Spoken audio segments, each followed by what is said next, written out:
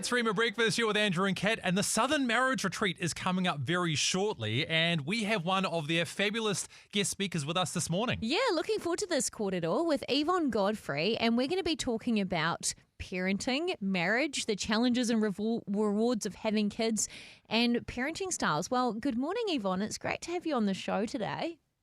Oh, good morning, Kat and Andrew. Great to be here. So let's talk about this because I know during school holidays it probably does come to a head in a lot of people's lives, maybe more obviously than others. But how kids affect your marriage. Let's talk about the challenges, but the rewards as well of having kids. Yes, agree. And let's start with the rewards, hey? Let's give some hope to begin with. Kids really do make you a tighter unit, don't they? They create teamwork in you. You've got to work as a team. And actually, if you can include grandparents, if you're blessed enough to have them, that brings the whole family unit together. I think that's marvelous. And I love that kids will kiss you with coffee breath. The rewards you get from they just think you're fabulous, don't you? They don't see any wrinkles and they don't smell the breath. Hang on a minute. What kids are you talking about? Because I feel like my kids are not speaking that language. My kids are brutal. Like, poo, your breath stinks. Get away from me. Yeah, I've got grandkids range from 20 down to 4. And that little 4-year-old, he pinches my face and tells me I'm fabulous.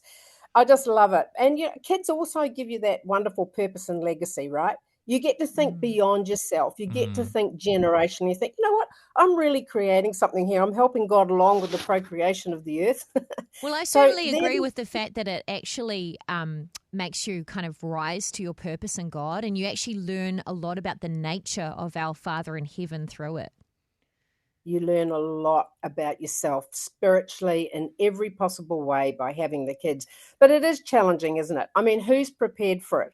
Kids didn't ask to be born. You don't know what you're getting. It's all a bit of a lucky dip, really, from that point of view. And I know that doesn't sound very spiritual, but it's just that it's all an unknown territory. The pressure that is increased in every area of your life, physically, mentally, emotionally, financially, let's not forget that kids cost a fortune, and spiritually. You have to really adapt and change your thinking about where you're going. And you're constantly dealing with a moving target. Just when you think you might have it right, the whole scene changes and you have to learn and apply different skills. So, it is challenging. There's less time for yourself. There's less time for each other, which of course affects your intimacy, and less time with God. So it's a real package of joy and challenge. And of course, we know everyone listening this morning wants the very best out of their marriages as well. And I love the point you made there too, that we kind of have to figure this stuff out as we go. Nobody gets an instruction manual, and we do the very best we can.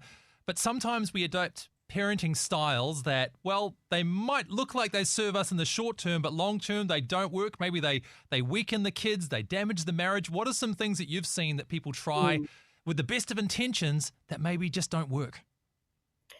I think all parents want life to be easier for their children than it was for themselves. And so that can tend to a style around indulging, where you become literally the servant and the banker. You can't do enough for your kids, and you can't provide enough for your kids. And of course, whatever you do for them that they should be doing for themselves, it does weaken them, and it makes you a bit of a slave. It can create that codependence. One of the things I see, particularly in Christian families, is this approach I call the watchdog. And that is where parents are really concerned they've got to get it right. Righteous appearances matter. Our kids have to look like the best kids, especially to people who are unchurched or who are unsaved. So that can lead to a bit of legalism, real focusing on small things, and definitely that appearances. But the third one, which I think is most damaging to the marriage, is the divided parenting. And this can really shine a light on different values. You get it when you see the good cop, bad cop arrangement. And that is especially bad for the marriage because, look, we're all selfish, especially children, because they've got short-term thinking, immature thinking. They will divide and rule in a heartbeat. Oh, they will totally see the opportunity in a weakness or division and just maximize it. Not because they're manipulative and horrible children, but just because, like you say, it's human nature. So let's talk about that. So two different parenting styles. How do you kind of combat that? Well, or combat it. How do you reach some kind of compromise where you are coming together on this? Exactly. You do have to compromise often, and it's really about collaborating, and it's about seeing the end in mind. I mean, your ultimate goal is to raise up children who can become healthy and independent, that they will leave you one day. And that means that you're going to be left together potentially 20, 30 years, depending on when you have your children. So you've got to see the end in mind and say, every time we disagree on how we're going to parent our children, we cause confusion in them.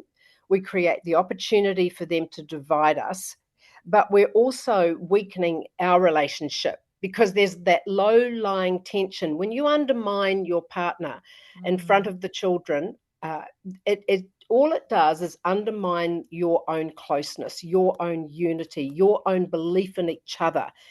And you need every skerrick of it today. Look, it's not easy.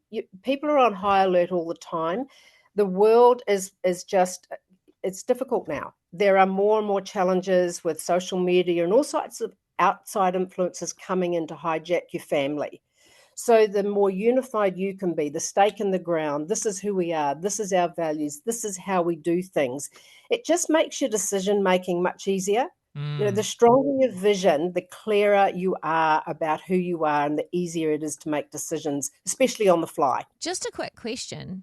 Would you say that there can be kind of a blanket approach, or do you think couples need to individually get help to assess what their tendencies are in a relationship? Like, let's say you've got one person who tends towards sort of taking the more laid back, non-confrontational approach, then you've got someone who's a little bit more legalistic and more confrontational. Do you think people need to get an individual line of help for this, or do you think that there are some principles that people can just apply no matter what their styles are in a relationship? Look, family coaching is a great thing. That's what I do for a living. And the goal of that is to take the unit forward, but not losing each person's uniqueness. So you should be able to bring your unique style, because even your personality style will dictate the way you parent. And you tend to marry the opposite. So how true is that? Hello. And so it's about keeping who you are, but remembering that when you had children, you introduced a whole new level of family. You don't tend to call a couple a family. You tend to call, when you've got kids, a family, and therefore it's a unit that needs to be able to grow together while maintaining everybody's personality and uniqueness. But I do think that lots of communication, talking about it, being willing to adapt, being willing to keep the bigger picture in mind, and what is right for this child may not be right for the next child. So whilst the principles stay the same, the strategy may change. Fascinating. Well, look, Yvonne, we could talk to you all day about this, but I know if people want to hear more from you and a few others as well that could help build up their marriage, you do have this retreat coming up, the Southern Marriage Retreat. Tell us about that before we go. Look, this is an incredible opportunity to get away and reconnect with your partner. Simon and I, it's held in Wanaka, by the way, stunning destination. Simon and I did it ourselves as participants last year, and we've been married 50 years this year. So, your relationship is either growing or dying. Let's keep it growing. The retreat is really practical. There are some fantastic topics, the conflict, communication, money, spirituality, becoming intimate allies, rewarding sex. Now, there's a good reason to come on its own. And the whole thing is run brilliantly. The organisation's great. The speakers are great. Keynotes, Matt and Belinda Stott.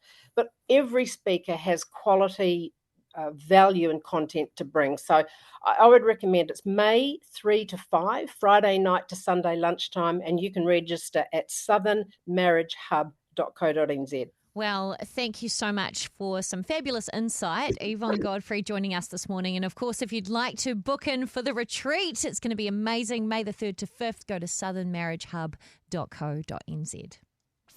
Hey, we really hope you enjoyed that video. Make sure you like and subscribe and turn your notifications on. And I hope you enjoy the next one. Yeah, we'll catch you then.